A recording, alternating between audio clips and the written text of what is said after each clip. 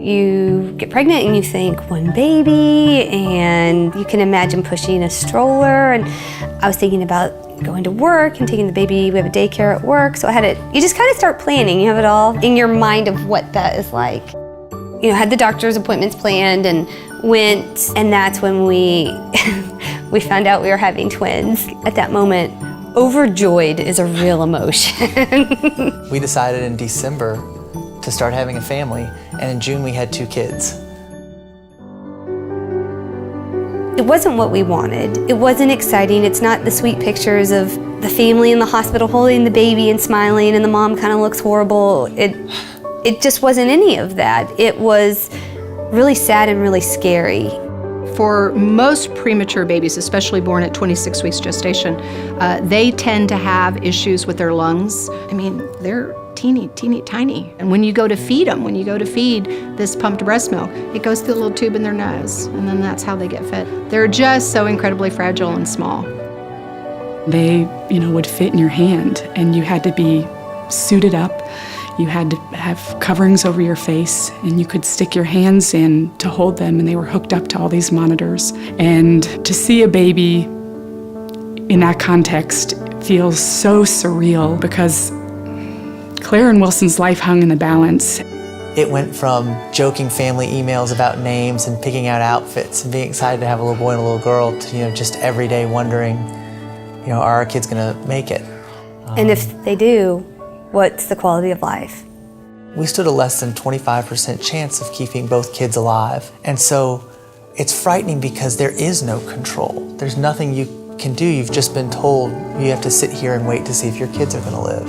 I didn't get to hold Clara until about a month after she was born. And so you're pouring all your love into this wonderful little creature. But I also wondered, is this our wedding dance? Is this when I get to walk her down the aisle? I didn't know, if that would be the only time I get to hold her. And so with joy in the NICU, there's also a certain amount of sadness, and that kind of combination, it happens every day. And so when you have a place that eventually gets you to just the joy, the journey's worthwhile. We really strive to treat the mind, the body, and the spirit, and to respond to not only the needs of the baby, but of the entire family. And I think in our NICU, that's a really special place, and that you're in the most state-of-the-art, advanced, very caring environment where we're really working to support the developmental needs of the baby. We saw it firsthand. Every day for 99 days, they took care of our kids like they were their kids.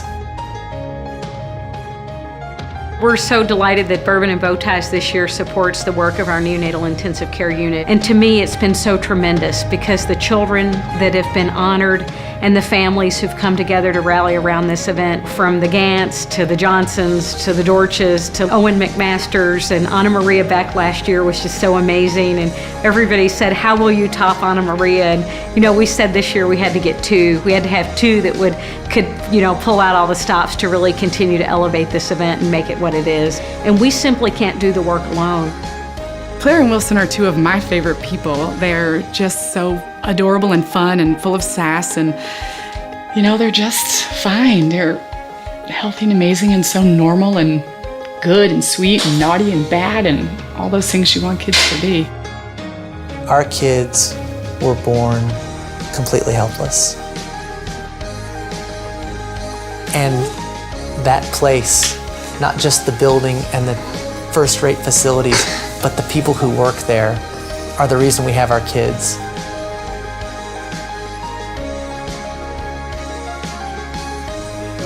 Why is he taking a picture? Because we're telling them our story.